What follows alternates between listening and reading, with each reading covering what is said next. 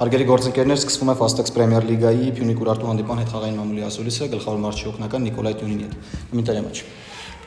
Готовились долго к этому матчу, это принципиальный соперник для Урарту.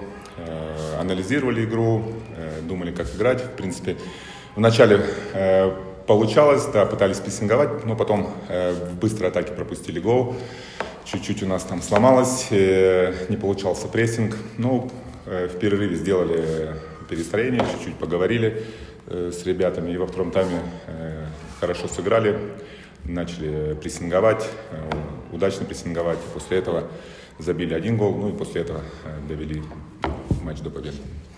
Դե երկար ենք պատրաստվում Փյունիկի դեմ խաղին, նա մեզ համար շատ պրինցիպիալ մրցակից է, ճիշտ է, մենք խաղը սկսեցին ոչ այդքան լավ, մենք պրեսինգ էինք գնում, որը չէր ստացվում, մենք արագ գոլ բաց թողեցինք, ու առաջին խաղակից ընդհանուր լավը չէր, ընդմիջմանը մենք խոսեցինք տղաների հետ, մենք փոխեցինք մարտավարությունը, երկրորդ խաղակեսում մեր մոտ պրեսինգը ավելի լավ էր ստացվում, խփեցինք նախ առաջին գոլը, հավասարեցրինք, իսկ հետո արդեն հանդիպումը տարանք տրամաբանական հաղթական ավարտին։ Спасибо большое. Спасибо, с победой.